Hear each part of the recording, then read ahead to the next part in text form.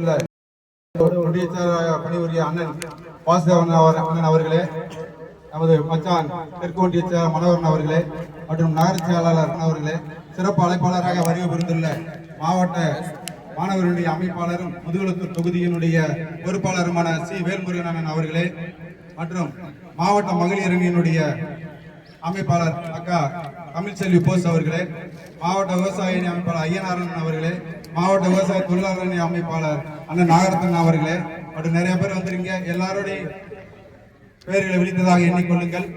அனைவரும் இந்த மாலை நேரத்தில் இந்த ஆர்ப்பாட்டத்தில் நமது மாவட்ட கழக செயலாளரும் மாண்புமிகு அமைச்சர் அவர்களும் இந்த சிறப்பான ஏற்பாடை செய்ய சொல்லி எங்களுக்கு ஒன்றிய செயலாளர் எங்கள் மூவருக்கும் அறிவுறுத்தியிருந்தார்.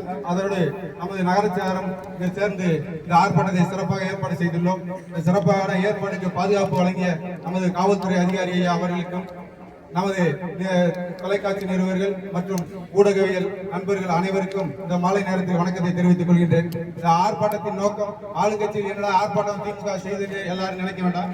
பொதுமக்களுக்கு தெரிந்து கொள்ள வேண்டிய ஒரே காரணத்திற்காகத்தான் இந்த ஆளுங்கட்சியாக இருந்தாலும் மக்களுக்கு விழிப்புணர்வு ஏற்படுத்த வேண்டும் என்ற ஒரே காரணத்திற்காக இந்த ஆர்ப்பாட்டம் நடந்து கொண்டிருக்கின்றது.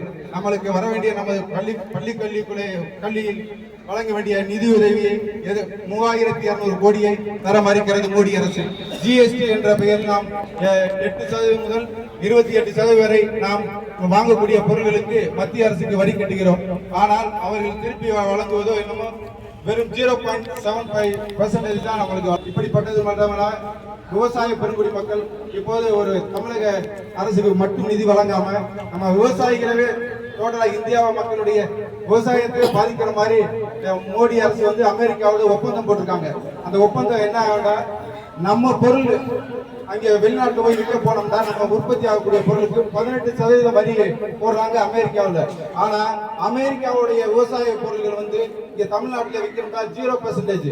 ஏன்டா அவங்க பெரிய அளவுல கொள்முதல் உற்பத்தி பண்ணுவாங்க. இப்ப ஆயிரக்கணக்கான டன்கள் இங்க இலவசமா இருக்கலாம். நம்ம சின்ன சின்ன விவசாயிகள் மிகவும் பாதிக்கப்படுவோம். இப்படி எல்லாம் மக்களுக்கு தெரியாம நிறைய பட்ஜெட்ல நிதி ஒதுக்குறது மட்டுமல்லாம மற்ற நம்மள மக்களை பாதிக்கக்கூடிய பட்ஜெட்டை தான் தாக்கல் பண்ணியிருக்காங்க. அதை கண்டிச்சு தான் இந்த ஆர்ப்பாட்டம். அந்த ஆர்ப்பாட்டத்துக்கு சிறப்பாக கலந்து கொண்ட நமது மகளிர் அணி சகோதரிகளுக்கும் நமது கழக உடன்பிறப்புகளுக்கும் இந்த மாலை நேரத்தில் நன்றி சொல்லி விடைபெறுகிறேன். நன்றி, வணக்கம்.